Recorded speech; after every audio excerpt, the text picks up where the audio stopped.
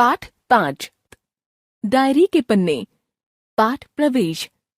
प्रतिदिन हमारे जीवन में कितनी बातें या घटनाएं होती हैं, लेकिन कुछ दिनों में ही हम इन्हें भूल जाते हैं। यदि याद करने की कोशिश भी करें तो आधी अधूरी एक आध घटना ही याद आती है। यदि हम प्रतिदिन की घटनाओं को उसी दिन लिखें तो उन बातों को जानकर हैरानी होती है कि पूरे दिन क्या क्या और कैसे कैसे हुआ। डायरी गद्य लेखन की एक विधा है। अपने गुण अवगुण सच्चाई से लिखना ही इसकी सार्थकता है। नीम राणा, दिनांक 10 मार्च 20। आज मैं अपने मित्र प्रणव के साथ उसके गांव नीम राणा आया हूं। सारा दिन उनके पड़ोस से कोई न कोई आकर मुझसे मिलता रहा। लग रहा था जैसे प्रणव से ही उनका रिश्ता नहीं, मैं भी उनका अपना ही हूं। इतना अपनापन तो कभी मुझे शहर में भी महसूस नहीं हुआ। गांधी जी ने शायद यही देखकर कहा होगा कि भारत गांव में ही बसता है। यहां मैंने जाना कि गांव वालों में प्यार और स्नेह कूट कूट कर भरा होता है, जो उनके व्यवहार में झलक रहा था। मेहमानों के सत्कार में इनकी आत्मीयता का कोई जोड़ नहीं। सब कुछ सत्य था या मेरा स्वप्न।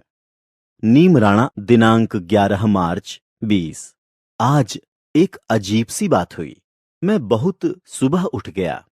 वैसे तो छुट्टी के दिन मुझे उठते उठते 8 बज जाते हैं, पर आज 5 बजे ही मेरी आंख खुल गई। बाहर से आवाज आ रही थी। पड़ोस के कोई साहब बाल्टी भर दूध देने आए थे। प्रणव की दादी मना कर रही थीं कि उनकी भैंस 2-3 किलो दूध देती है और उससे गुजारा हो जाता है, पर उनका कहना था, नहीं, मेहमान आए हैं, ढंग से कुछ खीर वीर बना लीजिए। वे जबरदस्ती दूध छोड़ गए थे। मैं बाहर निकला तो दादी ने एक बड़ा सा गिलास भर दूध मेरे हाथ में पकड़ा दिया और बोली, गट गट करके पी जा, सेहत बनेगी। ऐसा लग रहा था कि छल कपट से कोसों दूर यह कोई स्नेह नगरी है। खेतों की तरफ निकला तो कई लड़के राम राम भाई कहकर साथ हो लिए।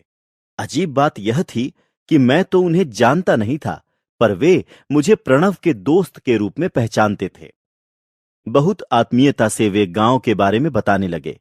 पतली सी पगडंडी पर हम चलते जा रहे थे। प्रातःकाल का मौसम बड़ा ही सुहावना था। चिड़ियों की चहचहाहट, कल कल करती नदी का स्वर, दूर तक फैली हरियाली, लहलहाते खेत और फलों से लदे वृक्ष देखकर मन आनंद से भर गया।